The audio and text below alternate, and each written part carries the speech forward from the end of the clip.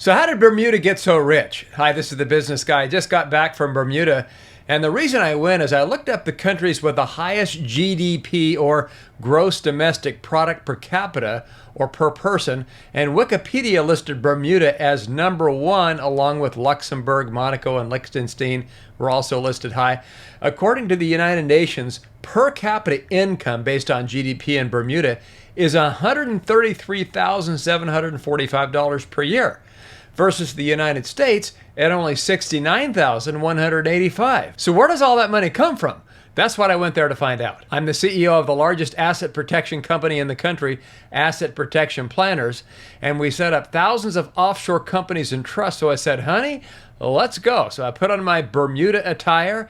Yes, they really do dress like this. And I walked around town visiting several banks and insurance company development firms.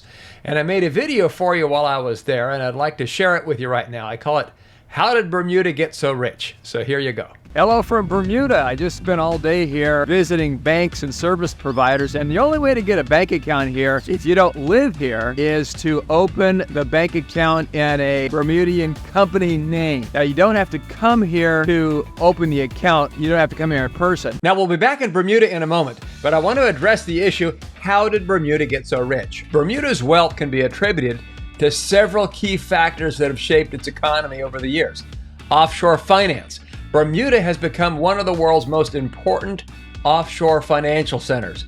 It offers a favorable tax regime, including no value-added tax or VAT, sales tax, corporate tax, income tax, or capital gains tax, which attracts many international businesses, particularly insurance and reinsurance. Bermuda is a global leader in the insurance and reinsurance industry. Reinsurance is where an insurance company insures another insurance company. The island's regulatory environment is highly regarded for its robust yet pragmatic approach, which has encouraged growth in this sector. Companies domiciled in Bermuda are involved in underwriting a substantial portion of the world's reinsurance, particularly for risks like natural disasters. That is why the financial services segment accounts for 85% of Bermuda's GDP. Tourism at 5%. Although not as dominant as finance, tourism is a significant part of Bahamas' economy. Its natural beauty, well-preserved colonial heritage, and pleasant climate make it a popular destination for tourists, particularly from the US and Canada. Legal system and regulatory environment. Bermuda's legal system is based on English common law and provides a stable and familiar framework for international business. The island's government has also worked diligently to comply with international finance regulations, helping to maintain its reputation as a legitimate and secure place to conduct business. Strategic location. Located in the Atlantic Ocean, Bermuda is conveniently situated between North America and Europe, making it an ideal location for multinational corporations to establish subsidiaries for tax purposes. These elements combine to create a robust economic framework that supports Bermuda's wealth and high standard of living. With a May 13, 2024 population of 63,953 people, we're talking about lots of money spread amongst not many people. Okay, so how much money? Okay, now let's do a deeper dive into the insurance industry in Bermuda, because it is the bulk of the 85% of the financial services contribution to Bermuda's GDP. Bermuda insurance companies make money by investing premiums paid by customers until they're paid out in claims, just like Warren Buffett does with his insurance companies. Because Bermuda does not tax corporate profits, insurers can move their headquarters there to avoid the 21% corporate income tax and the 5% state tax that applies in the United States. Bermuda is the largest supplier of catastrophe reinsurance to U.S. insurers. Bermuda firms have access to capital and expertise in investment and asset liability management, which helps support the asset-intensive reinsurance business. In 2023, Bermuda reinsurers made up 36% of the global reinsurance market based on property casualty net premiums earned, according to a 2017 PricewaterhouseCoopers study.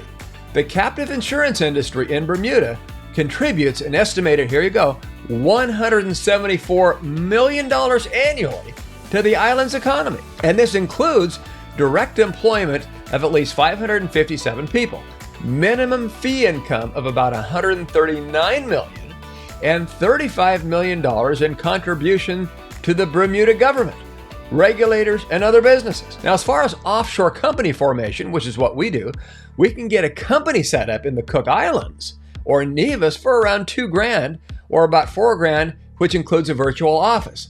And it's much more in Bermuda, so here you go. Now, whereas we can get a company set up in, say, the Cook Islands or Nevis, here it's about $28,000, probably about $31,000, including a virtual office. So it's a big, huge difference in price. Nevis, Cook Islands compared to Bermuda, big difference in price. I mean, and I really see no outstanding benefits to Bermuda other than, it is a reputable place. It's part of the UK. But with the Cook Islands and Nevis, you don't have to mortgage your house to get a company set up. So if somebody jumps up and down and insists on your Bermuda company, okay, fine. Otherwise, we'll steer people elsewhere. That's my assessment of Bermuda and its financial services industry. Now, one good thing about Bermuda is they do have good captive insurance companies. Like if you want to form an insurance company, then fine. Bermuda is the place to do it. It's a great place for tax benefits and laws that really benefit the insurance industry and the profitability and so on. So it's a great place for that purpose if you want to set up an insurance company. So if somebody says, well, I don't care. Why would I want to set up an insurance company? Well, here's the thing. Under United States, the tax code 831B, you can write off quite a chunk of money. So how it works, the number keeps changing, but it was 1.2 million. I think that's doubled, about 2.4 million, somewhere in that range per year. So what that is, it's called a captive insurance company. So what that means is you own the insurance company and you own the company that's being insured. So that's why they call it a captive insurance company, okay? Because you own both of them. And so what happens is you pay insurance premiums for, a reasonable purpose to your own insurance company. And under Section 831B of the code, you get to write that off, and the insurance company doesn't have to pay taxes on that portion of the profits. So it gives you a huge tax deduction to self-insure. Now, the IRS has some pretty stringent rules if you want to take advantage of the tax write-off, because they don't want people setting these things up just for tax purposes. It really has to be for insurance purposes. For example, let's say you have a bunch of doctors who get together and they want to, instead of having the super expensive insurance, they want to self-insure. So a group of, say 15, 20 doctors get together and they set up a captive insurance company. And what they'll do is they'll pool their risk together so that instead of paying an insurance company that makes a profit and then pays out whatever claims happen to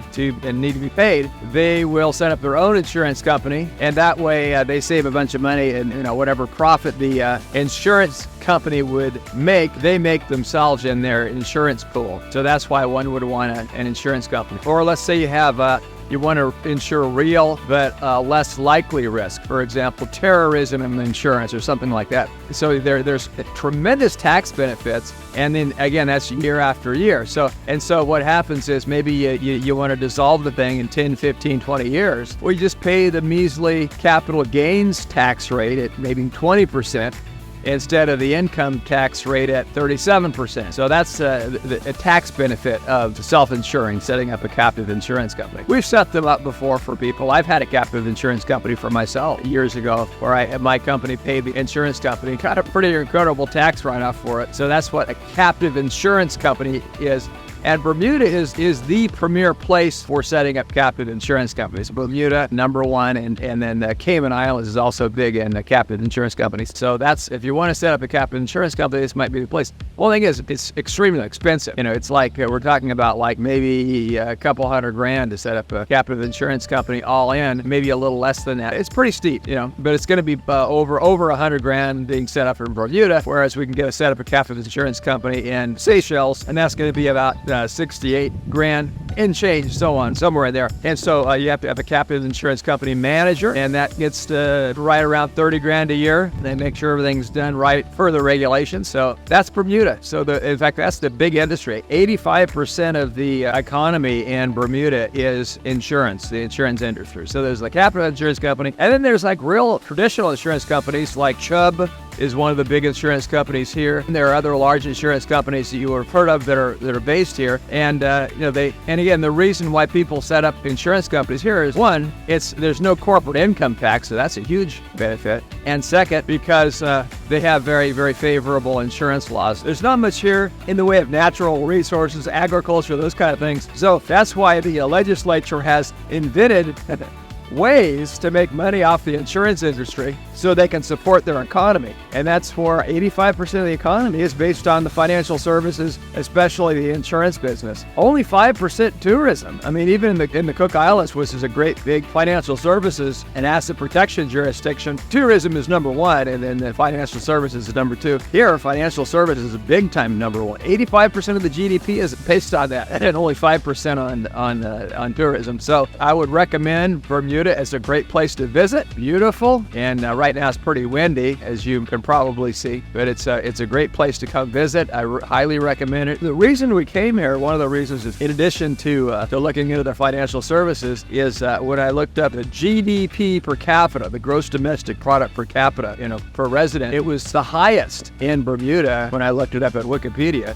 It was like number one or close to number one GDP per capita of anywhere in the world. And I thought, gosh, we had set up companies in Bermuda before, but this is the first time I actually took the time to come out and see it with my own eyes. So I highly recommend it. It's a beautiful place. It's subtropical. It's off the coast of North Carolina. It's not tropical like down in the Caribbean.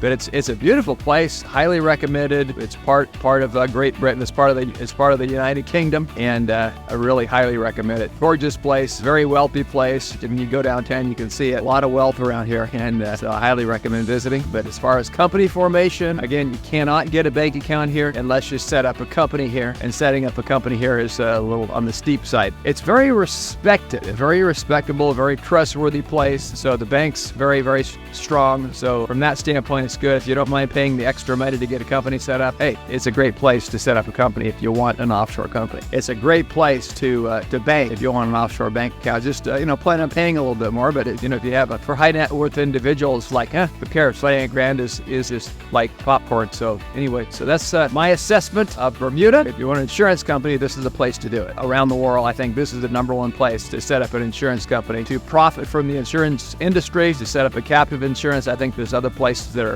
more economically feasible, but if you want to set up a real company that really does provide real insurance, that's the place to do it. There's also Bacardi. Bacardi is also here. It's a rum company, and we went past that yesterday a couple times. So this is the business guy from Bermuda, and hope you're doing well. Go ahead and subscribe, click like. That helps me out when you do that, and we'll see you in the next video. Thanks for watching. Appreciate it.